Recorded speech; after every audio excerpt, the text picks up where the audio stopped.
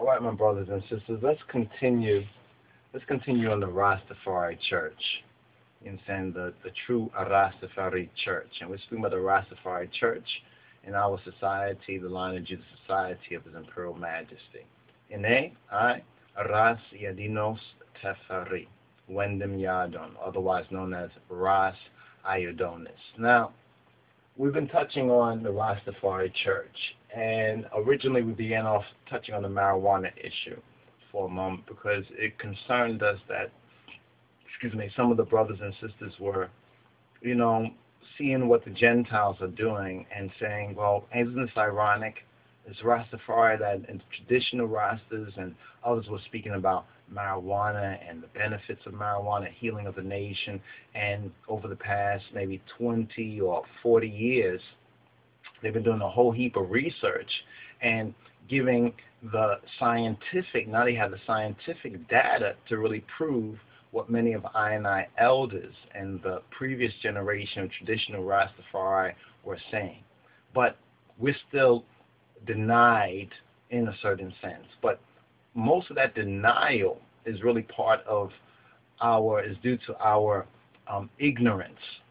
You understand? Our ignorance on one hand and our failure of application. You understand? Our failure to apply those things that we say we know, you understand, or that we say are true. And above all of that is Jah's law. You understand? Is Jah's law. And one thing that we have been learning so very much, practical and information. Now when we look at even Babylon's law, it becomes so very clear because we're learning the principles of law by studying Jah's Torah and Jah's law. You understand? And studying the law. As His Majesty says, for my part, I glory in the Bible. So when we speak about church, right, what is one of the first things that churchically, from a Christian church Christ basis, is speaking about? We're born in the world of sin, right? We're born in the world of sin. And what is sin? Sin is ignorance. Sin is ignorance. You understand? And from that ignorance leads to disobedience, not knowing or avoiding or ignoring what we should already know, right? And now when you come out of that sin, it's the light or the illumination of knowledge or the truth. Christ teaches us, our black Lord and Savior, ye shall what? Know the truth, and the truth shall set you free. The word also says that not to be a forgetful hearer of the word, but a doer. This is one of the reasons why we touched on these issues right here about status. What is our status? And most of our status is in the world of sin, is under the NBC. Negroes, blacks, and coloreds, or the so-called 13th, 14th Amendment, AA, African American, or artificial African, or you can even call it Alcoholics Anonymous. Interesting, that whole AA thing. You can go into that on a certain level. Now, we have these false names, right? Because under status is name, right? Is name. What is your name? What's your nationality? What's your name and nationality? Now let's connect this with international law. All right, let's connect this with international law. You've seen this document before, right? Have you seen this before? The Universal Declaration of Human Rights, right?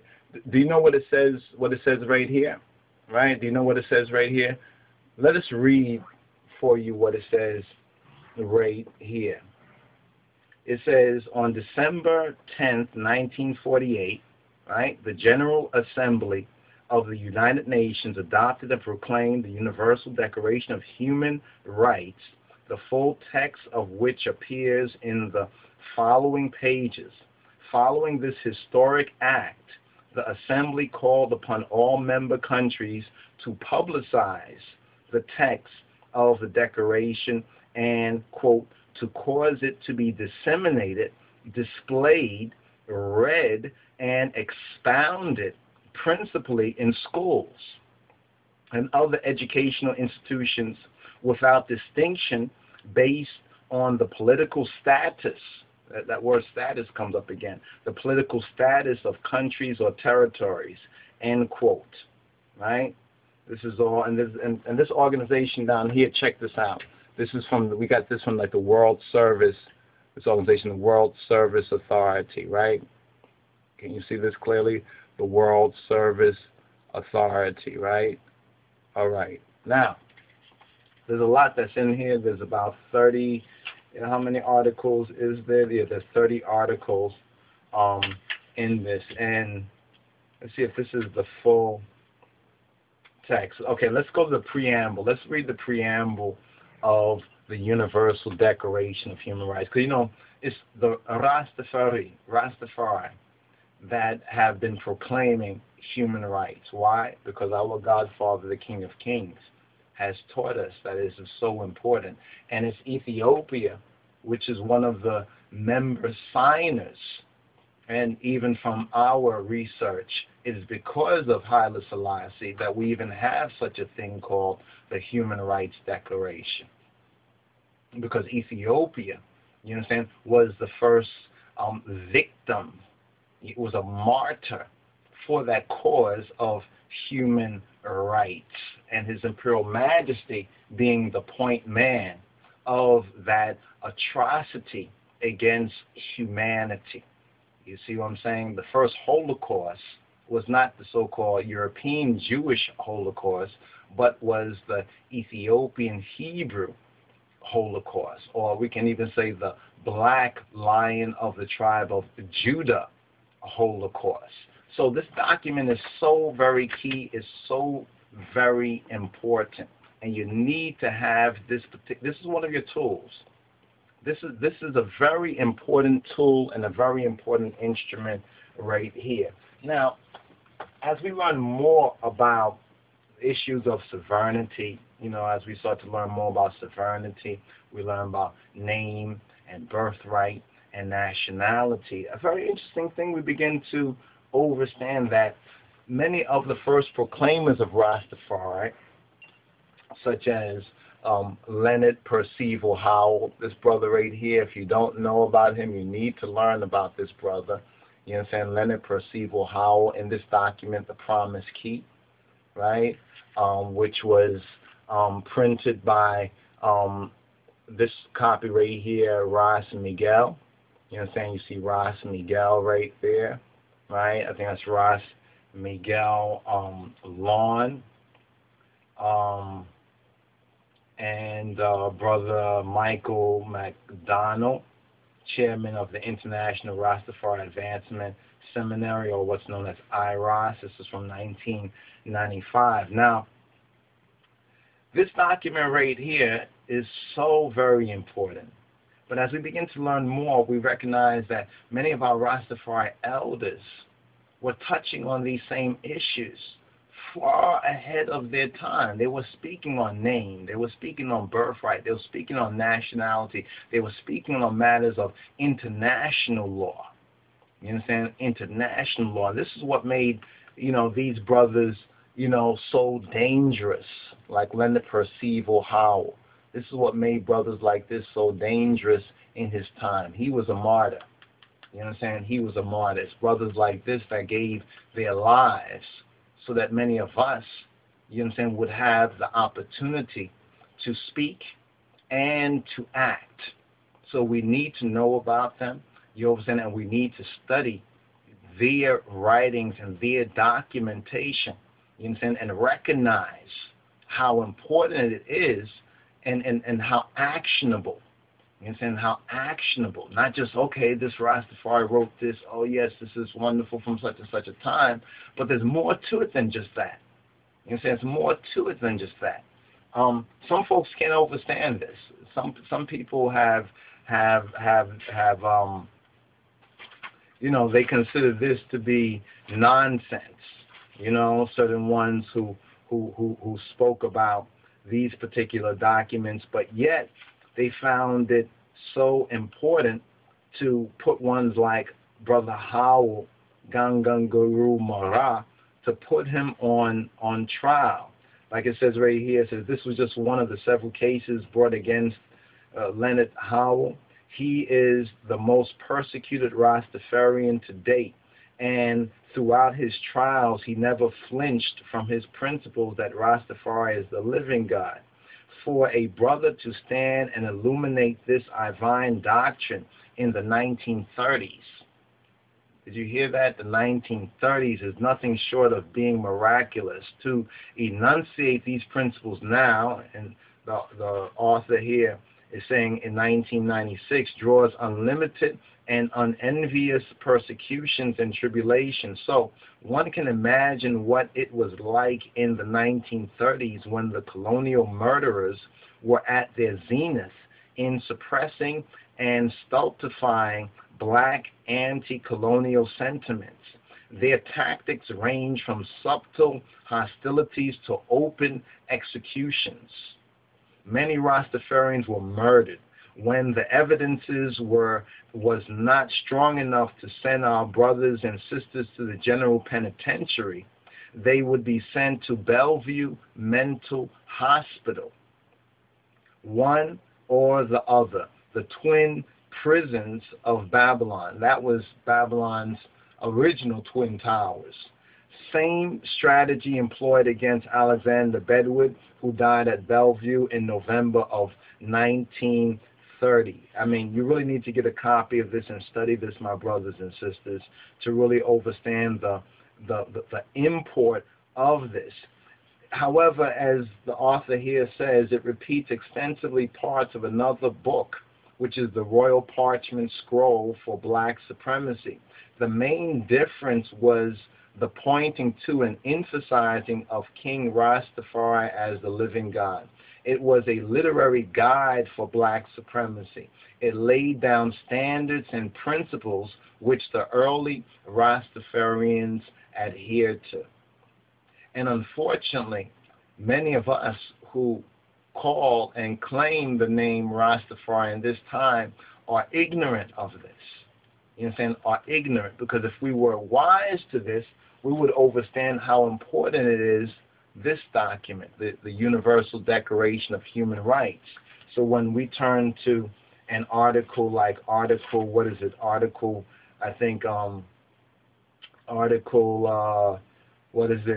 15. Article 15 says, everyone has the right to a nationality. No one shall be arbitrarily deprived of his nationality, nor denied the right to change his nationality. So we hear on the news sometimes, especially the international news, like Deutsche Welle, the Journal, or BBC, or some of the other international news programs, we hear all these groups around the world talking about human rights, fighting for human rights. Yovas, we have a human rights issue ourselves, Rastafari, and we need, first of all, to understand law. You see, so those of you brothers and sisters who've been studying, say, Torah, you know, the Torah with I, in our Torah studies and the Torah portions and the Rastafari Sabbatical studies, the RSS, would be able to, the Holy Spirit will open up your mind that when you start to look at world law or law, earthly law, you begin to understand the connection with the King of Kings and how these are important instruments for us to use. But you cannot use an instrument if you don't know how to use the instrument. So the instrument's there. You know, it's like using a tool, but you have not been trained, you have not been prepared to use the tool. So you hear about the tool, but you don't really see the connection. And hopefully I and others will bring this connection more forward, and those who learn about this will each one teach one, but also to act on these things, right? So everyone has the right to a nationality. So when we say name and nationality, we're not just saying this, no, this is based on real facts, real evidence. And it's interesting, as we read at the beginning of this, that when this was declared, it was called, all member countries were called upon to publicize this text and to cause it to be disseminated. You understand? Displayed, read, and expounded. Expounded means that there'll be teachers, you understand, such as we're trying to do, you understand, somewhat ill-equipped to do it, you understand, but still recognizing the need to, as they say, get the proverbial ball rolling. It was to be expounded where? Principally in schools and other educational institutions. Many of y'all went to educational institutions. It don't say just in college. You know, all through, you understand, from kindergarten, you understand, to elementary school, to high school, you understand, to whatever trade school, secondary school, 2-year college, 4-year college.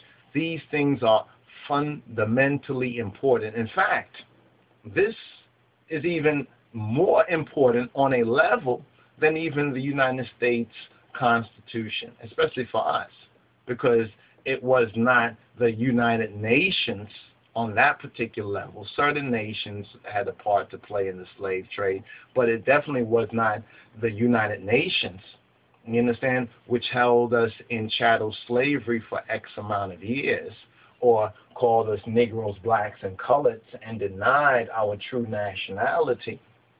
You understand? So let's understand how important this is. So get a copy. If you're on the internet, you can look this up on the internet. You can download it as a PDF. You can print it out. You know, this is the kind of work. This is what it means. Work out your salvation. Get these documentations here. So this is very important. And then, as we mentioned, the royal parchment scroll of black supremacy. You understand? And now that we become more and more wise too, I salvation, we're now going through this again and starting to recognize, you know, these brothers, no wonder they were persecuted. You see what I'm saying? Because maybe we don't comprehend the significance, and that shows how left behind and left back we are today. And it's not about emotionality. Let's first of all cut that down. Let's chop that down at the knees, because many of us get too emotional. Oh, fire burns. No, you got to calm down. This is why it's a faith base. When we talk about Lion of Judah, when we talk about the Rastafari Church, we're speaking about a faith base. You understand? The testimony of our black Lord and Savior Jesus Christ, and the teaching of our Godfather, the King of Kings, Kedamawi Haile Selassie. It's a faith base. So first of all, we have to learn these things very soberly. You know what I'm saying? We have to learn these things very soberly. You know, if you can't control your marijuana smoking, if you bug out, and you need to put that down for a while. You know what I'm saying? You need to put that down in the ashtray for a while. Sit down with pen and paper. You understand? Gather some. What happened to the groundation, brothers? What happened to I groundation? You see, just 2 or 3. Don't have to be a whole big crowd. Some are saying, "Where's the big?" You know, like a big party. You have to get off of that. You understand? 2 or 3. You understand? Don't need no special location. Just a couple of brothers and sisters you can gather in one's homes and start to disseminate this and share and start to build on this. It is your right. It is your right to do so. And if you don't exercise your right when you have the right, what you're going to do when you deny the right. You know, if they do these things when the tree is what? Is green, then what will they do when it's what? When it's dry. Yeshua himself said that while on the way to while carrying his cross. Let us recognize that. So we're going to make the connection between this, Jah willing, as we go forward. I just scroll to chapter 18. We're speaking about my rainbow circle throne, and it says right here, heaven is not guessing the eternal government business. You know, Jah, heaven is not guessing on what we should be about, what we should do. It's already been laid out for us. And it's whether we are in the covenant, whether we are living in the contract, you understand, in the covenant, in-laws, or whether we are outlaws. But how do we become in-laws to the God and Father of our black Lord and Savior Jesus Christ? The Bible teaches us we have to be born again. We have to be born anew. Now, being born again, if we're born again, are we still Negroes? If we're born again, are we just anonymous blacks? You understand? If we're born again, are we just coloreds? If we're born again, are we AA, artificial Africans or so-called African Americans, holding on to dear life to the 13th and 14th man-made slave master amendments? Are we still Smith, Jones, and Johnsons? You know what I'm saying? Not knowing our true names, but we're carrying slave master's name. So status is important. This is why we're going to lecture on this just a little bit more. Status is important. We have to get out of the NBC status, you know what I'm saying, and restore our true ID, our true identity. But how can you do that if you don't know who you are or where you're from?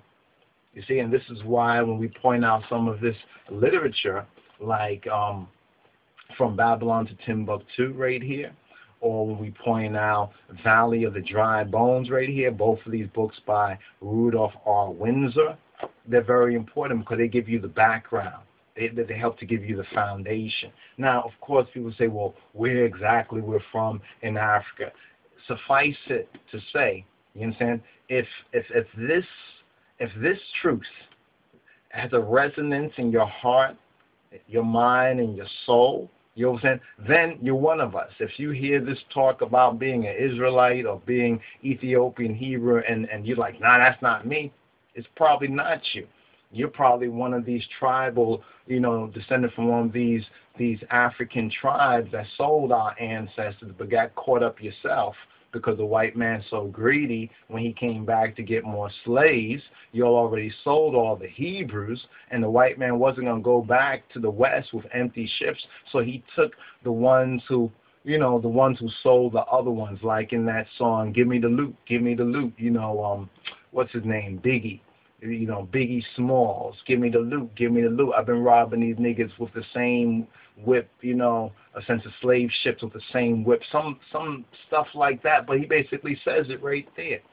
So not all Negroes.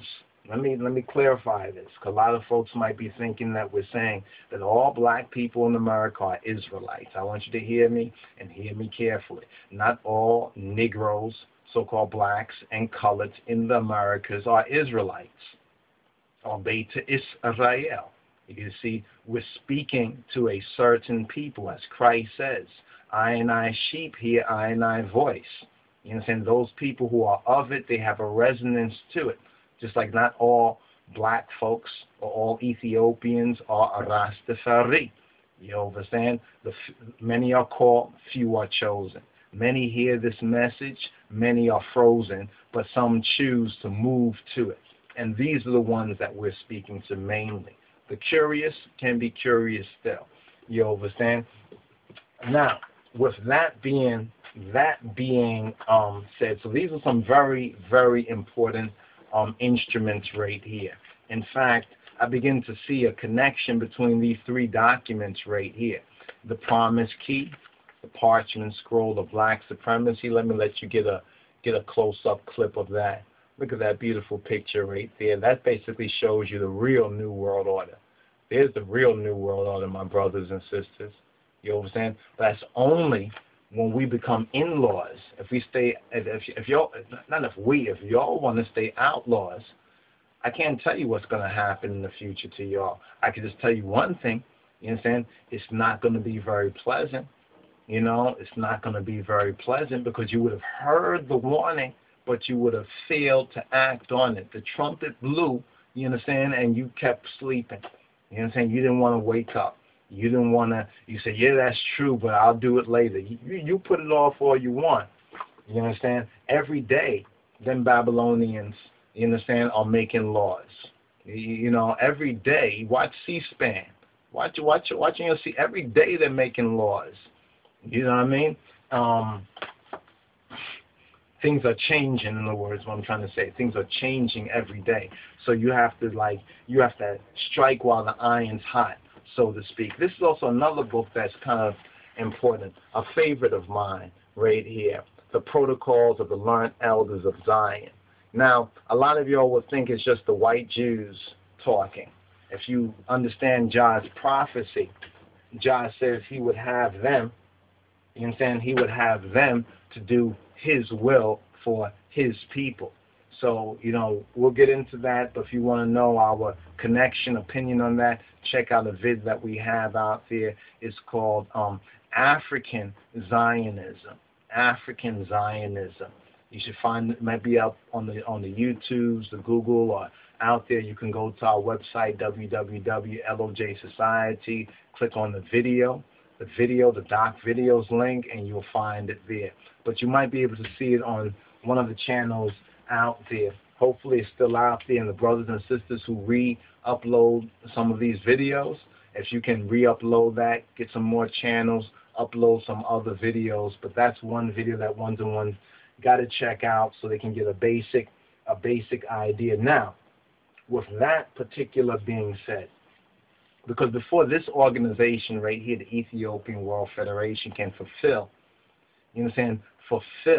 its purpose, we have to get our heart and our minds right. And that's one of the reasons why this organization, has not been able to fulfill its purpose, because you got too many Negroes, blacks, and coloreds pretending, whether to be Rastas or whatever like that, pretending to be black people, but they're walking around in confusion. You understand? On one hand, they're saying they're Ethiopian, but they still don't have their name and nationality right. And they don't even understand the connection. They get offended. Why you get offended? Because say you walking around for a European name, but calling yourself an African American. What kind of nonsense is that? That's just plain nonsense. You understand? Do the white slave master's family recognize you? Of course not. Silly Negroes, holding on to traditions of Negroes, blacks, and coloreds will end you up nowhere. Because look, after 40 years, look where we're at. Look where the majority of the people are at. You got immigrants coming to the country, a couple of days and weeks ago, and they move well past you and me and others. Why? Why is this? Because they're not under any kind of, they can use 13th, 14th Amendment, they can use civil rights, you understand? But they're not limited to it. You understand? They're not limited to it. Now, I got some notes here. I don't know if I'm going to go through it in this particular vid right here, but let me give you a kind of an overview. So we spoke about the new name. You understand? We spoke about the new name, right? You understand? Name and nationality. We talked about the Negroes, blacks, and coloreds. Well, you see, Negro, blacks, and colored, that is called, legally speaking, by law, an artificial person. I are natural persons. You see, we are natural persons. Rasiadinos Teferi, the natural person, not an artificial person. The artificial person, we let that go long time ago. You understand? Legally, according to law. You understand? According to law. You know, being Hebrew, being a Hebrew is our racial identity. Now, some people think being Hebrew or being black is our race. In a certain level of connotative interpretation, not etymologically speaking, but connotatively speaking. You see, of the Negro, black, and colored, there's a slight exception for black. There's a slight exception for black but black should not be confused with our true nationality. There's no Negro land. Yeah, there was something on the map called Negro land, but there's no real official Negro land. There's no black land. You understand? There's no Caledonia. There's no colored land or whatever like that. That's garbage. You see what I'm saying? So you're forced, you understand, under that sort of status of the AA to being and declaring yourself a property. This is one reason why the civil rights movement is exactly what it is. It's a civil rights movement. It's not a human rights movement. You ever wondered about that? When Malcolm X started to talk about human rights, and even in our opinion, when Dr. King, Martin Luther King, started to talk about human rights, some of the elders even told us this, that's when they killed him. When he started to grow, as he started to grow, because he was so powerful a person, he was a known person. He speak, the media is there, everybody's going to talk about what he said. And as they started to see he was growing out of the Negro into a more conscientious black man, and even towards an African focus,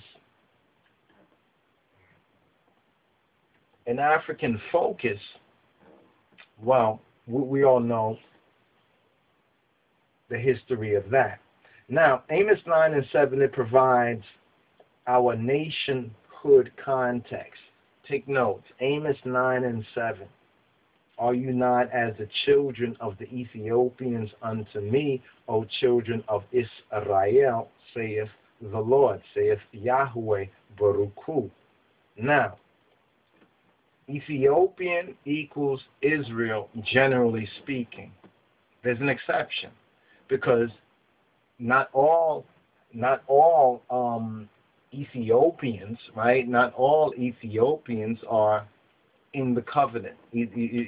How can we say this? It's like, we know there's many African Jews, African Hebrews, but not all Africans are Hebrews. You understand?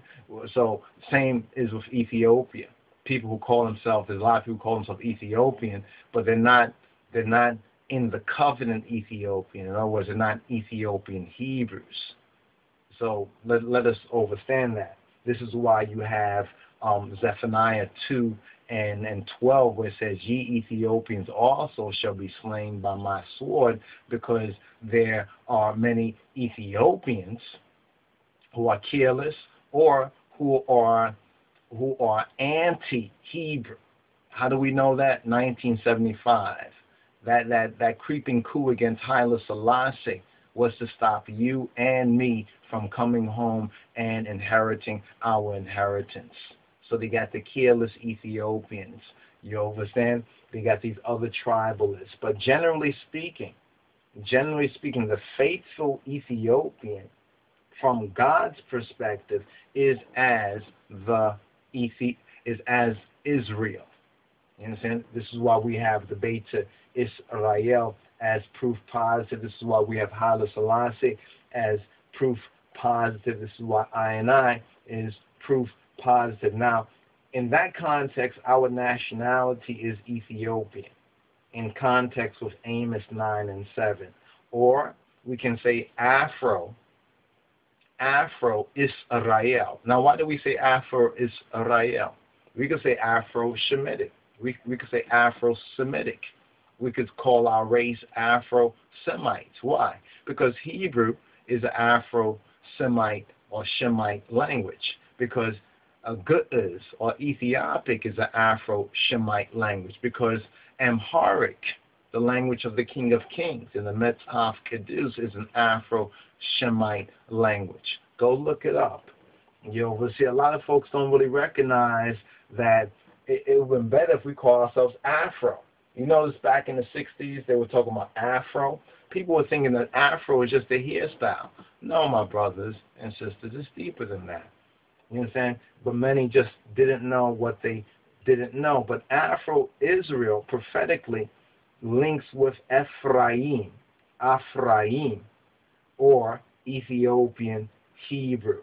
Therefore, in this context, in United States legal parlance, we would be Ethiopian American, not so-called African American, because Africa is a continent.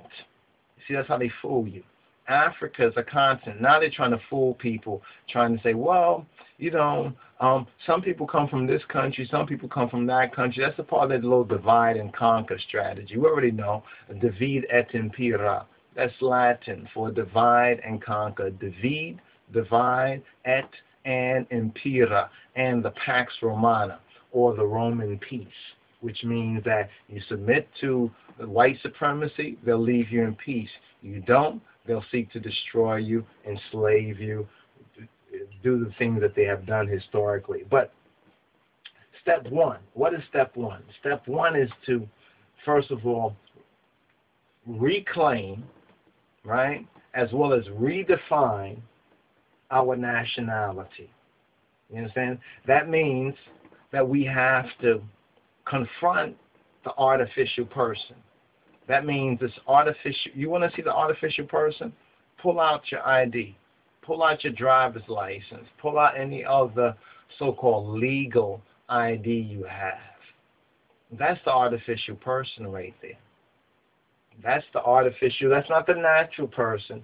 That's the artificial person. You know why it's not the natural person? Even though you don't have to change the name initially, but you have not taken the recourse and remedy to proceed yourself with paperwork. What do we mean by proceed yourself with paperwork? To write to the authorizing, you understand, write to the authorizing agencies. You know, you could write to your local congressman or woman. But first of all, you have to learn how to write. There's a certain language of writing. You know, the Moors, the mature Moors are very much, very much ahead of the game on this, the mature Moors. So we refer to like Brother Tariq Bey's vid and Anpu vid about ward of state, ward of a state. This is very, very important. This is the one reason why you see so many people getting their children taken away from them. You know, you're seeing a lot of the stuff that you're seeing, because under this artificial status, you are property of the federal government. You are property of the federal government. That's what emancipation did. Emancipation means that they freed you from the hand of slave master, but you were put under the federal government. This is why the civil rights campaigners, that's why they chose that particular argument. Many people say, well, how come they didn't go human rights? Because they're not on international ground. They're not on the international level. You see what I'm saying? They're not on the international level. You understand? Because what about name? What about nationality? What is their nationality? Negro? What is their nationality? Black? What is their nationality? Colored? What is their nationality? African American? Or Africa is not a nation. Africa is a continent. So you see that leaves the lost sheep in a black hole, legally speaking. And it kind of forced them right back under slave master, not directly, but indirectly through the federal government. You understand? Through the federal government. See, the federal government is really our tool when you come, when you come up to the level of sovereignty. It's kind of interesting looking at Obama and the whole Obama thing. And I mentioned this before to some in a recent discussion with a couple of brothers and sisters. It's an interesting thing for Obama, because you remember the whole thing about Obama's birthright, Obama's birth certificate. Remember they're talking about, Obama's not American and he wasn't born here, so and they're trying to say Obama's not like regular black. In a sense, they're correct. See, because Obama, in a sense, is his status, legally speaking, is even higher than the average white American status, if you understand. And it's well past the average so-called Negro, black, and colored standard. So when they were saying that Obama's not really, and we're not talking about Obama's policies or his issue on the gay thing or whatever like that, that's a whole other issue. We just want to recall your memory to the argument about Obama's is Obama really an American? Was he really born here? Is he eligible for president? So forth and so on. But what they really were saying is that Obama is not one of you emancipated Negroes. You really can't say Obama's a Negro. Yeah, you can say so in jest, but really that's all it is. You understand? He's not limited to this status. And even his name. Think about it. They said, well, Obama had another name, so forth and so on. So we see that the President of the United States, whether he talks about it publicly or not, you understand, he's a lawyer. Remember, Obama is, Harvard law professor, should we say, and a lawyer, but a Harvard law professor. So, he knows about this. But I'm not saying he's forbidden to tell any of y'all, but, you know, if we were wise, we would figure it out. And it's like I just got smart the other day when I sat back. I said, oh, that's why these crackers and dumb niggers are talking about, oh, Obama's really not American like yo, so forth and so on. He's not really one of us. In other words, he's not under the federal government. You understand? In other words, he's not, in a sense, he's in law, not under law. You know what I'm saying? He is in law. He is moving in accordance with law, not under law like the average Negroes, blacks, and coloreds are. You know that Obama has like at least two names, Barry Soetoro, and then we know about Barack Obama. You know what I'm saying? So that means there must be some knowledge. You understand? And that's not a problem. People thought it was a problem. Oh, what is his real name? So forth. What's the birth certificate? Obviously, that didn't stop him. Why it didn't stop him? Why wasn't it as big a point as a lot of these anti-Obamanites think? Because it's not a legal, it doesn't have a foundation in international law, and doesn't really have no foundation in constitutional law. Yeah, they make you believe so. You know what I'm saying? Yeah, they make it. Basically, Obama is sovereign. You know, he's a sovereign citizen. In other words, he's a natural person citizen, not an artificial person citizen like the average Negro, black, and colored, so forth and so on. Now, a lot of that, like first black president, that's kind of like a jest. He is, you know, quote, black, end quote, but, you know, they keep saying that he's Kenyan, You know that whole talk about Kenyan, of this nationality. He is in perfect tune with this right here. Unfortunately, the majority of us are not. So we're making a mute point about this instead of stopping for a moment and saying, wait, what's up with that? You see what I'm saying? Because in order to know what's up with that, you have to know the law. And most Negroes don't know the law. And that's kind of clearly evident and obvious by how they've been treated for the past 400 plus years. Now, we must learn, right? We must learn, you know, we must learn the operative terms. We must learn the operative words.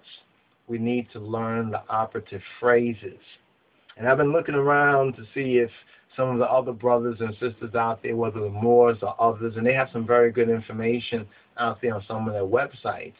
And although they would say their identity is Moorish, the difference is we're Ethiopian. But the basic principles of law that they're exercising are worthy for us all to know and to employ. In other words, you have to begin to study this.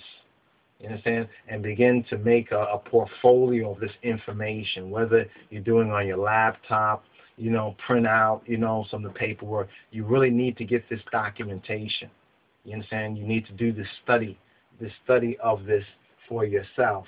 Because as you begin to become acquainted with it, you might not understand everything that I'm speaking about right now, or some things you do, some things you don't. But once you get the basic principle, you know what I mean? Once you get like the spirit of the law, what's called the jurisprudence of the law,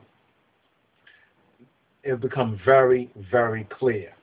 So, are we pretty clear with this right here? Are we pretty clear on this right here? I hope we are, right? Because first of all, see, it's belief, right? Belief. Right? Yes, I said the word belief, but it's belief, we could say almost like trust in a sense, that leads to confidence, or belief leads to faith. Belief leads to amen. And then that faith, building up our faith, it leads to fruition. What is fruition? Fruition in biblical terms, in New Testament terms, is working out our salvation. And in working out our salvation, that means doing the things that we need to do to correct our status. You understand? To correct our status, name, and nationality. You understand? And this is the process of reclaiming our birthright. You understand? Reclaiming our birthright.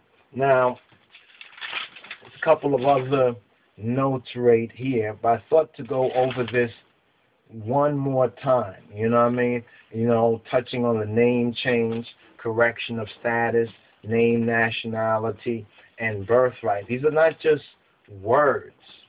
You understand? I mean, these are terms that are contextual. They have a context, an active application to it. You see what I'm saying? And some folks will say, well, wow, how come they don't tell us this? They're not supposed to. The ones who are supposed to, perhaps, is your pastor, your preacher. If your pastor and preacher was preaching the full gospel, as they claim, they were the ones, because he says, ye shall do what? Know the truth, and the truth shall set you free. Well, it's kind of clear and obvious if we look at the world that we're living in and the condition that we're living in, that we might know some truth, but we don't know the truth, because we're still not free of these. We still aren't free. Emancipation is not freedom. It is freeing you from one person's hand and placing you in somebody else's hand. So they freed us from individual slave master's hand, and now we've been placed under the federal government, but still in an artificial status. You see, so all of this is artificial status. So we first have to become clear with the artificial status, the artificiality of our present status, before we really can move forward in the true natural personhood, our birthright. As this declaration says, once again, let me just, it says a lot of other things, but we're pointing to this particular one right here. And I would really advise ones to check this out for themselves, because here in Article 15, everyone has the right to a nationality. Everyone. Who determines that nationality? You understand? Who determines it? Is it the federal government? Is it the slave master? Is it the white man? Is it somebody else? Is it a federal agency? Is it a state agency? Is it somebody on the street? Who determines that? It's you. It's you who determine your nationality. No one shall be arbitrarily deprived of his nationality. Well, in a sense, that already happened, but this is 48. So this is recourse and remedy. So when our ancestors came over here, they basically did deprive them of their nationality. They wouldn't even want to call them American. You understand? No one shall be arbitrarily deprived of his nationality, nor denied the right to change his nationality. Wow. What a wonderful and an interesting thing this is. We actually have the right to change our nationality. When? Anytime you want to. Did you know that? Anytime you want to, you have the right to change your nationality. It's amazing, my brothers and sisters. They said if you want to hide something from somebody, just like put it in a book. You understand? Before we conclude this, I want to just go through this preamble right here.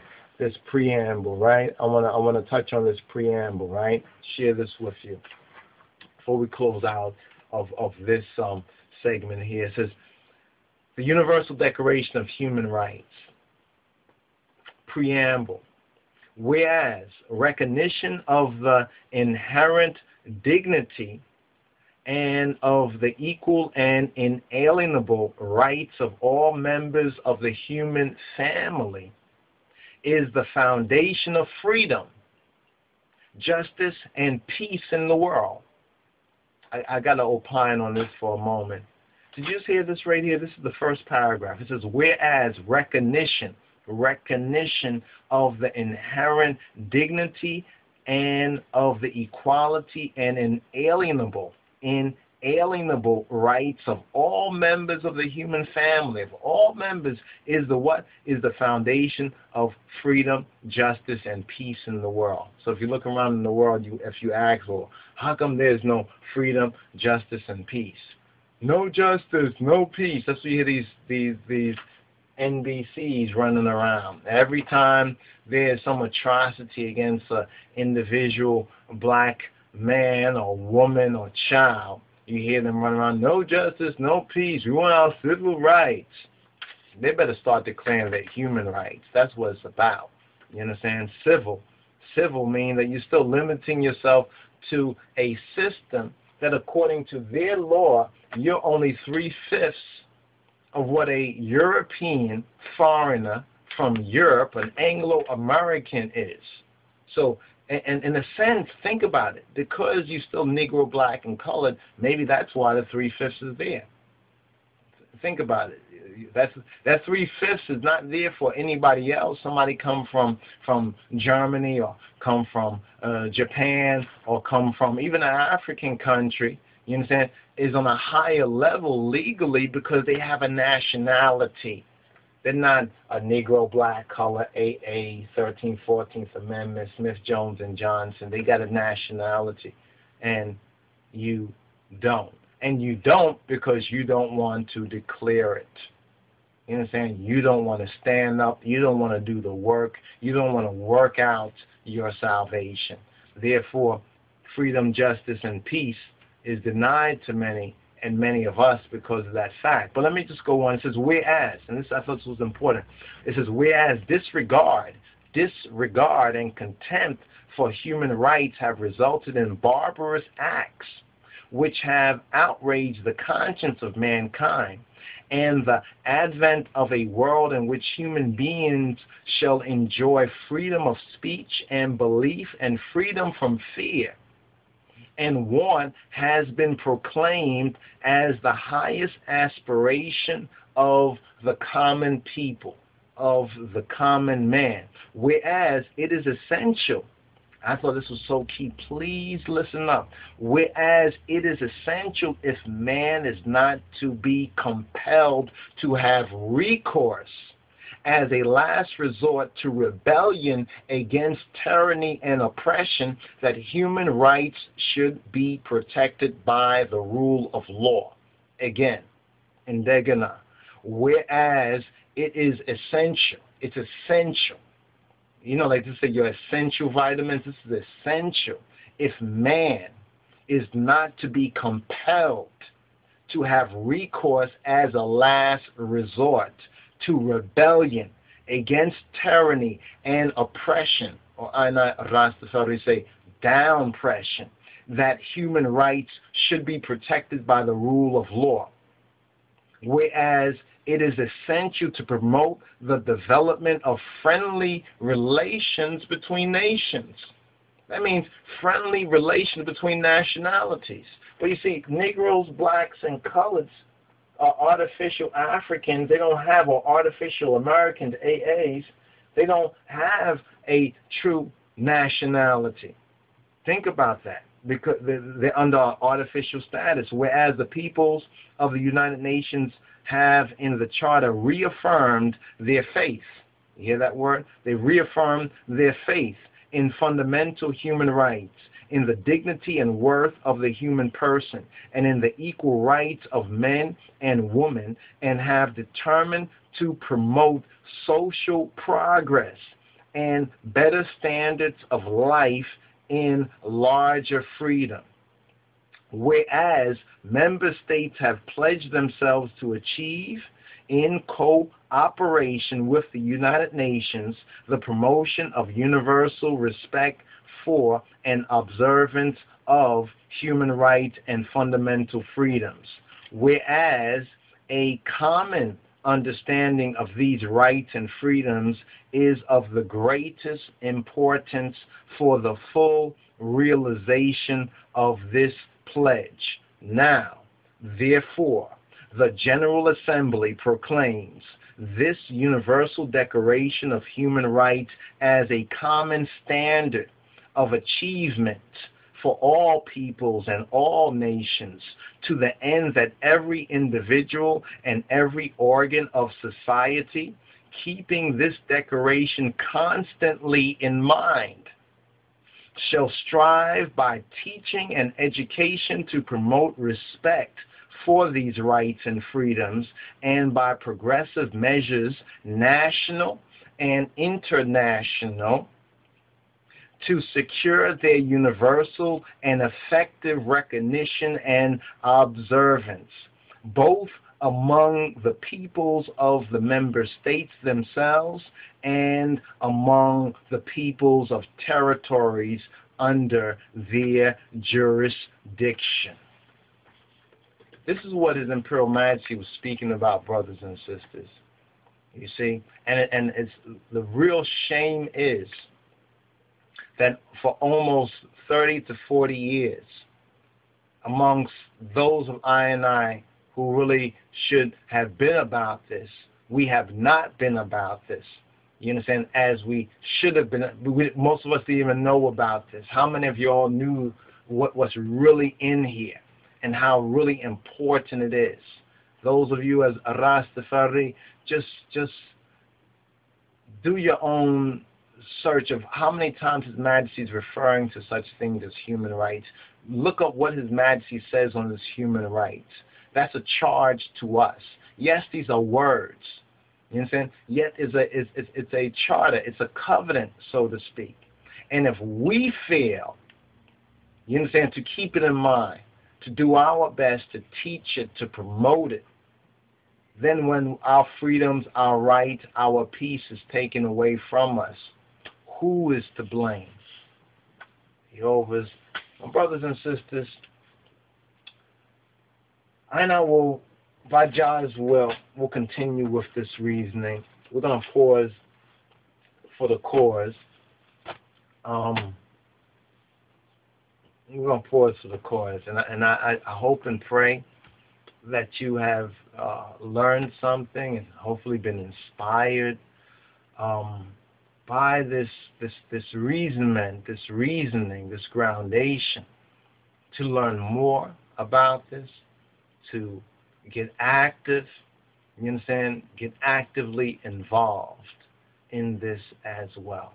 So brothers and sisters, once again, Shalom, Rastafari. For more, www.lojsociety.org. You can link I with the contact information.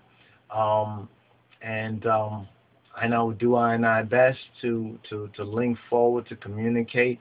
And right now, we really need ones to, just to get active, just to get aware, first of all, get aware, get awareness to learn about this so that ones will know what they are acting on, you know what I'm saying, so that ones can act properly as well as act effectively for the cause of truth and rights. So once again, Salam Tanat, Inayist Alin, and may the God and Father of our Black Lord and Savior Jesus Christ keep you all in perfect peace as you keep your minds and your hearts stayed on the King of Kings, His Christ, the Word, and the Brotherhood. Shalom, Rastafari.